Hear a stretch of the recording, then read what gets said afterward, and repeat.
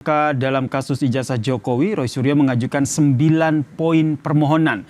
Di antaranya menyatakan bahwa penetapan dirinya sebagai tersangka tidak sah karena pasal yang didakwa mengalami perubahan.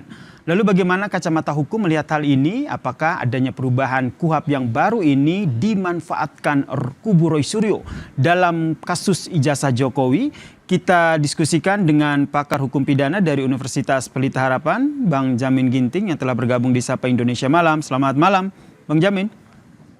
Selamat malam. Kalau kita lihat Bang Jamin, ini kan di pra-peradilan kedua ada 9 poin petitum begitu yang diajukan oleh Roy Suryo. Analisa Anda dari 9 poin ini seperti apa?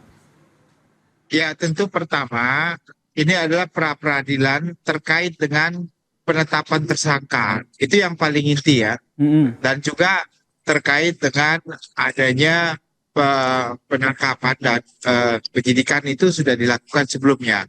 Nah, kalau terkait dengan pra-peradilan ini masih mengacu kepada ketentuan KUHP lama, bukan Undang-Undang 20 tahun 2025, tetapi masih pakai ketentuan 8 tahun 1981. Nah, di pasal 77 memang disebutkan di situ penetapan tersangka tersebut pertama syaratnya harus sudah pernah diperiksa terlebih dahulu sebagai saksi. Nah, dan mengacu kepada pasal di ketentuan putusan MK 21 tahun 2014, sebelum diperiksa dua alat bukti itu dan sudah pernah diperiksa sebagai calon tersangka. Nah, ini yang harusnya diperjuangkan mengenai penetapan tersangka menjadi tidak sah. Nah, dua alat bukti tersebut adalah dua alat bukti kait dengan pasal-pasal yang didakwakan kepada pasal-pasal yang disangkakan kepada dia. Nah, kalau pasal-pasal disangkakan, contohnya terkait dengan penghinaan atau pencemaran nama baik, dua alat bukti apa? Nah, dua alat bukti apa yang harus dibuktikan? Sekarang lebih berat lagi dengan ketentuan Undang-Undang 20 tahun 2025 ini khususnya ya. Alat bukti itu harus pertama autentik, kedua harus didapat dari suatu perbuatan yang tidak melawan hukum. Jadi dua syarat itu harus terpenuhi untuk dua alat bukti menjadikan seseorang menjadi tersangka. Nah, itu yang harus diperhatikan nantinya dalam pembuktian oleh kubu Roy Suryo maupun dari Polda Metro, bahwa Polda Metro sudah menghadirkan lebih dari dua alat bukti untuk menetapkan Roy Suryo sebagai tersangka. Nah, dua alat bukti itu harus benar-benar pertama tadi saya katakan autentik, ya, autentisitasnya sudah terpenuhi. Yang kedua didapat bukan berasal dari perbuatan melawan hukum. Nah, itu yang harus diperhatikan. Ya, ini terkait dengan alat bukti. Kemudian yang juga menjadi sorotan dari poin tersebut adalah terkait dengan pasal yang disangkakan. Ini terkait dengan pasal Undang-Undang ITE. Ini dari kacamata hukum ini akan seperti apa?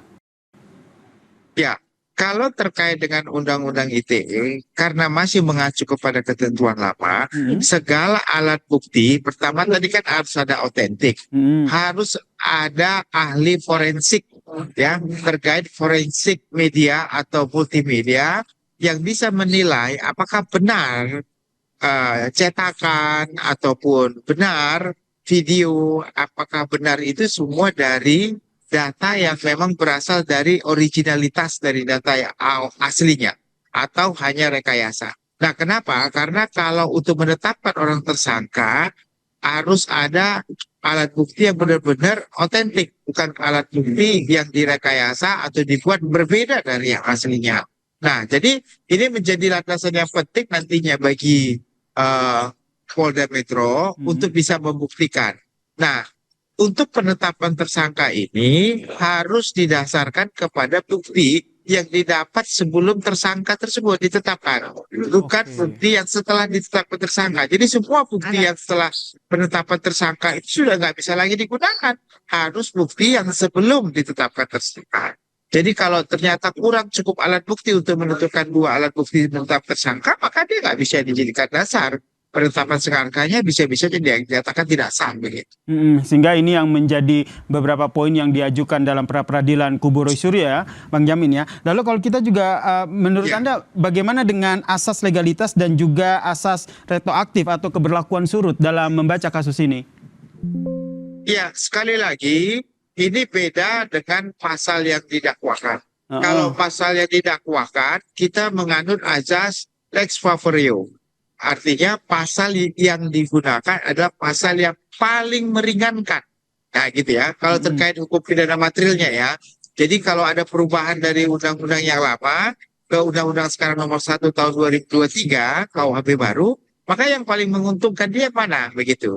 Tetapi kalau dengan hukum acara yang digunakan, karena hukum acara waktu ditetapkan tersangka itu sebelum 2 Januari 2026, maka ketentuan yang berlaku batu ujinya adalah batu uji KUHP yang lama, yaitu Undang-Undang Nomor 8 1981. Nah, kalau kita lihat juga di dalam pengajuan yang diajukan oleh Roy Suryo ini kan juga mereka juga menyoroti terkait dengan pasal Undang-Undang ITE di mana ada revisi begitu. Kalau menurut kacamata hukum itu apakah dengan adanya revisi pasal di Undang-Undang ITE ini bisa secara otomatis begitu membatalkan status tersangka?